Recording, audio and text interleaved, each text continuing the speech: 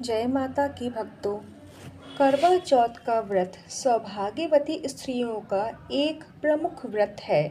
व्रत की प्राचीनता के विषय में कहा जाता है कि यह महाभारत काल से भी पूर्व प्रचलित था, क्योंकि इसे पांडव पत्नी द्रौपदी ने भी किया था। इस व्रत को सौभाग्यवती स्त्रियां पूर्ण श्रद्धा के साथ अपने सुहाग की रक्षा और पति की दीर्घ आयु तथा परिवार के कल्याण के लिए करती हैं। यह व्रत भारत के विभिन्न अंचलों में अपने स्वरूप में थोड़े बहुत अंतर के साथ प्रचलित है। व्रत की विधि एवं पूजा। यह कार्तिक मास के कृष्ण पक्ष की चतुर्दशी को होता है, जिसे करवा चौथ कर्क चतुर्दशी कहा जाता है। सुहागिन स्त्रियां इस व्रत को रखती हैं और जिन कन्याओं का विवाह हो जाता है वे उसी वर्ष से इस महीने की चौथ के व्रत का आरंभ कर देती हैं। यह चंद्रमा का व्रत है और चौथ माता इस देवी की पूजा होती है। इसमें पीली मिट्टी की गौरा बनाकर उनका पूजन भी होता है। इस दिन सुहागन स्त्रियां निर्जला व्रत करती हैं और चंद्रमा के निकलने पर उसे अर्घ देकर ही भोजन करती हैं। अर्घ देने से पूर्व स्त्रियां पूजन करके इस व्रत की कथा को ये कहती सुनती हैं। इस दिन चंद्रमा उदय होने में स्त्रियों को बड़ी देर लगती प्रतीत होता है। उनको इसके निकलने की बड़ी उत्सुकता के साथ प्रतीक्षा करते देखा जाता है और जैसे ही चांद क्षितिज पर उगता दिखाई दिया कि चारों ओर चंद्रमा निकल आया, चंदा निकल आया का शोर होने लगता है। स्त्रियां दीवार पर एपन अर्थात भीगे हुए चावल में हल्दी डालकर पीस कर बनाए हुए पीले रंग के करवा चौथ बनाती हैं अथवा कैलेंडर का इस्तेमाल करती हैं। इस करवा चौथ चित्र में पति के अनेक रूप बनाए जाते हैं तथा सुहाग की वस्तुएं जैसे चूड़ी, बिंदी, बिछुआ, मेहंदी, महावर आदि के साथ साथ गाय, करुआ बेचने वाली कुम्हारी, नाइन, मनिहारिन, 7 भाई और उनकी बहन, दौरानी जेठानी, सूर्य, चंद्रमा, शिव, गौरा, पार्वती आदि देव देवताओं के चित्र भी होते हैं। दीवार पर यह चित्र बनाने में असुविधा हो तो करवा चौथ के चित्र बाजार में छपे हुए मिलते हैं, जिन्हें दीवार पर लगा लेते हैं। इस दिन स्त्रियां पूजा के बाद कथा कहती सुनती हैं और स्त्रियां परस्पर अपने करवे को बदलती हैं। करवा चौथ की कथा कई प्रकार से कही जाती है, जिसे सुनना करवा चौथ के दिन अनिवार्य होता है। तो करवा चौथ की प्रथम कथा। पौराणिक कथाओं के अनुसार एक साहूकार था। उसके 7 बेटे और एक बेटी रत्नावती थी। सभी बेटों व बेटी का विवाह हो चुका था। विवाह के पश्चात रत्नावती पीहर में आई हुई थी। सेठानी सहित उसकी बहुओं और बेटी रत्नावती ने करवा चौथ का व्रत रखा हुआ था। रात्रि को साहूकार के बेटे जब अपने काम धंधे से वापस आकर घर आए और भोजन करने लगे तो उन्होंने अपनी बहन रत्नावती को भी भोजन करने के लिए बुलाया। इस पर बहन ने उत्तर दिया, भैया आज मैंने करवा चौथ का व्रत रखा है, चौथ के दर्शन करके अर्घ्य देके भोजन करूंगी।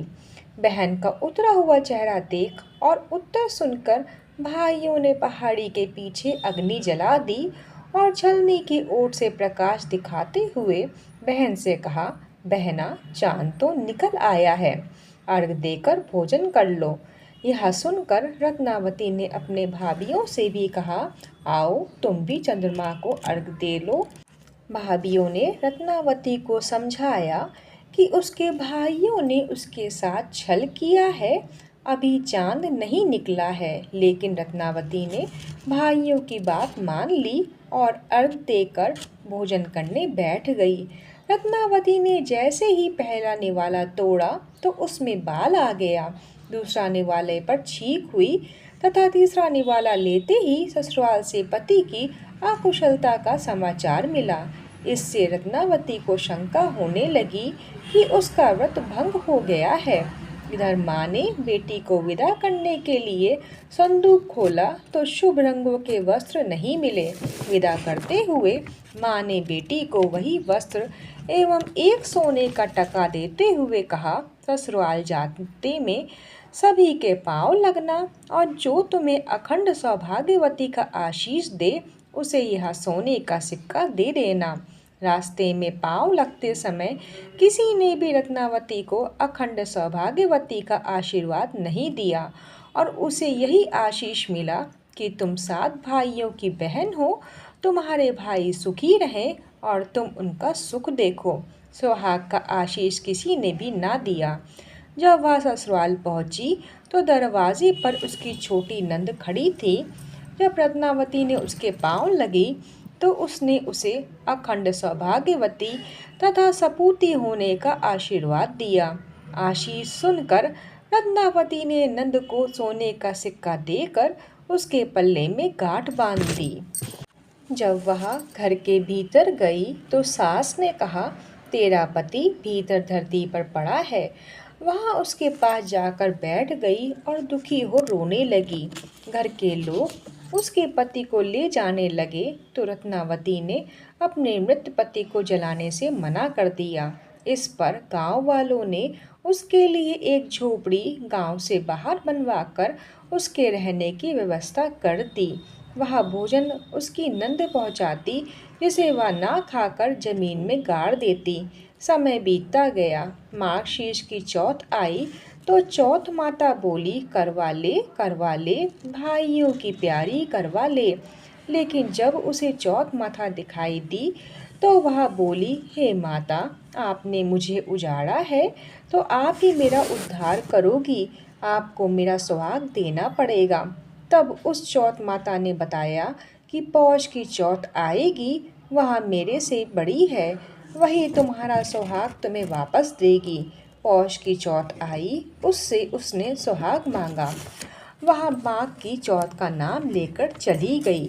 जब माघ की चौथ आई तो उसने कहा, फागुन की चौथ मुझसे बड़ी है, वह सुहाग देगी। इस प्रकार आगे की चौथ आई और यही कहकर चली गई कि आगे वाली को कहना। असौज की चौथ आई तो उसने बताया कि तुमसे कार्तिक की चौथ नाराज है, उसी ने तुम्हारा सुहाग लिया है और वही वापस कर सकती है। अतः जब कार्तिक की चौथ आए तो उसके पांव पकड़कर विनती करना। यह कहकर वह भी चली गई। जब कार्तिक की चौथ आई तो वह गुस्से में बोली, भाइयों की प्यारी करवा ले, दिन में चांद उगाने वाली करवा ले, व्रत खंडन करने वाली करवा ले। यह सुनकर रत्नावती ने चौथ माता के पैर पकड़ लिए और विनती करने लगी, हे माता, मुझसे भूल हुई है, मुझे क्षमा करें, अब कभी भूल नहीं करूँगी। मेरा सुहाग आपके हाथ में है, आप ही मुझे सुहागन करें। चौथ माता क्रोध करती हुई बोली, पापिन, हत्यारिन, मेरे पाँव क्यों पकड़ती है। तब रत्नावती बोली कि हे माता, मुझसे भूल हुई है, मुझे क्षमा कर दो। तब चौथ माता ने प्रसन्न होकर आँखों से काजल, नाखूनों से मेहंदी, टीके से ग्रोली लेकर छोटी उंगली से उसके पति पर छींटा दिया। वह उठकर बैठ गया। उसकी वह झोपड़ी भी महल में परिवर्तित हो गई।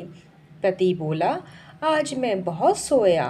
तब रत्नावती ने बताया कि आप तो 1 वर्ष से सो रहे हैं, अब करवा चौथ माता की कृपा से आपको नया जीवन मिला है। उसने विधि से माता की पूजा कर चौथ माता की कहानी सुनी। फिर प्रसाद खाकर दोनों खुशी खुशी चौपड़ खेलने लगे। जब हमेशा की भांति नंद खाना लेकर आई तो वहाँ झोपड़ी दिखाई ना देने के कारण परेशान हो गई। तभी भाई भाभी ने महल के ऊपर से बहन को आवाज़ लगा दी।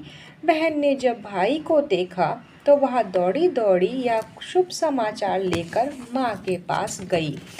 माँ ने जब यह शुभ समाचार सुना तो तुरंत अपने सभी घर के लोगों के साथ गाजे बाजे से बहू को लेने आई।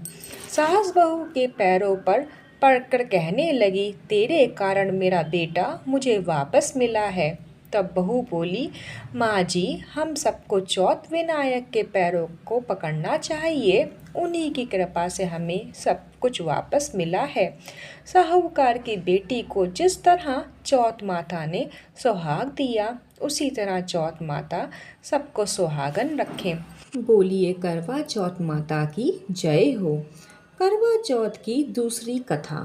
प्राचीन समय की बात है। एक बार पांडुपुत्र अर्जुन तप करने के लिए नीलगिरी पर्वत पर चले गए थे।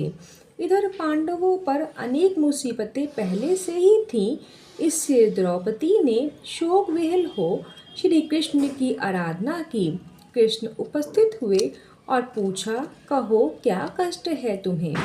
प्रभु, द्रौपदी ने हाथ जोड़कर कहा, मुझे क्या कष्ट है यह आप तो स्वयं जानते हैं। आप तो अंतर्यामी हैं। मुझे कष्टों के बोझ ने विह्वल कर दिया है। क्या कोई ऐसा उपाय है जिससे इन कष्टों से छुटकारा मिल सके?